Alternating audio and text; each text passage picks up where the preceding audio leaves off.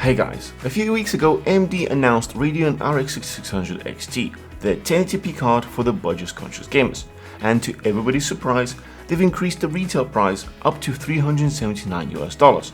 We did our first look video about the XFX version of this card last week. If you've not seen it just yet, go check it out. After publishing this video, we saw an incredible amount of people being upset. Actually no, they seemed furious at AMD for this price. But after running some tests and looking closer at the market, I feel that the price is actually justified. Let me explain why. Also, if you're new to this channel, please consider subscribing.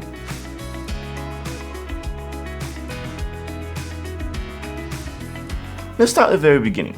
Over the past year, due to demand and shortages on the market, the raw ingredients such as copper, aluminium and even plastic have gone up in price significantly.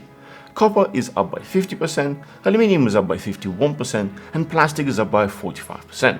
These are just few examples, excluding the actual chips that everybody's craving so badly. On top of this, both Nvidia and AMD have been selling graphics cards as fast as they could make them. Even the recent crypto crash seems to be recovering and gaining momentum.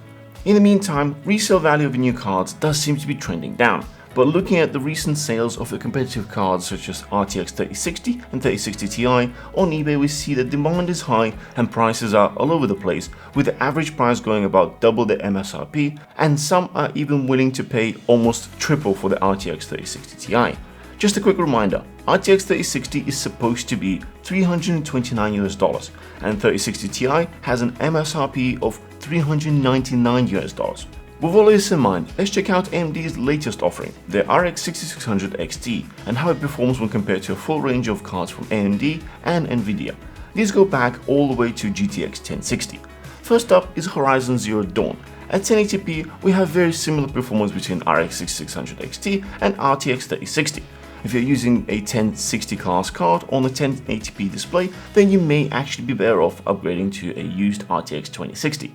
Moving to 1440p, we find that RTX 3060 is now performing marginally better, but it's too close to call it a clear winner. Here, RTX 2060 would be playable, but not so great. In Shadow of a Tomb Raider, we again see a very similar results. Both RX 6600 XT and RTX 3060 are battling out within the margin of error, and even RTX 2060 is delivering solid results. When we up the resolution to 1440p, we see exactly the same trend as before.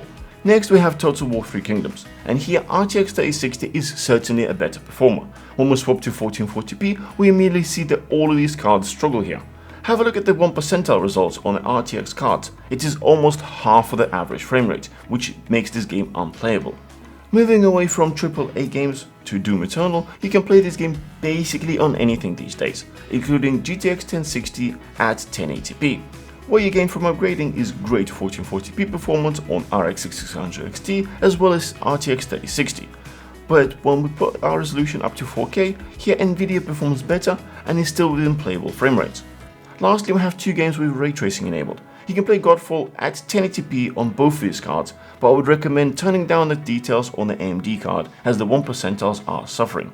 On the other hand, in Riftbreaker, you can turn up the eye candy settings and enjoy the game in 1080p as well as 1440p with ray tracing enabled. These are just a few games that we've tested, and it is clear that AMD Radeon RX 6600 XT trades blows with Nvidia RTX 3060. Do note that all of these games were ran on our AMD Ryzen 9 5950X test bench with smart access memory as well as resizable bar disabled, so there is no special source used in any of these tests. For those who may be interested in getting this particular version of 6600 XT by XFX, here's a quick test on thermals and acoustics. During the test, our room temperature was measured at 27.5 degrees Celsius. The distance from the testing is around 50 centimeters. We turned on MERC to stress test all of these cards and found that RX 6600 XT performed the quietest, but to be honest, there is not much difference between all of these cards. The new AMD cards run much higher frequencies than Nvidia counterparts, which in turn makes them run warmer. At the same time, there is still some overhead before hitting thermal limits. AMD rates these chips to withstand junction temperatures of up to 110 degrees Celsius, which leaves some room to play for those who want to tinker with the fan speeds or do some sort of overclocking. To sum this up, RX 6600 XT is not a bargain card that everybody wanted or were hoping for. It is a competitor to Nvidia's RTX 3060 aimed at a similar market price rather than the recommended retail price. If you are somehow able to find any of these cards at the retail price, then grab them for sure.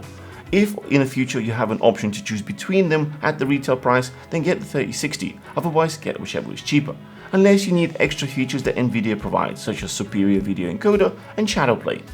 I hope you found this useful. Don't forget to smash that thumbs up and subscribe for more. We'll see you guys in the next one.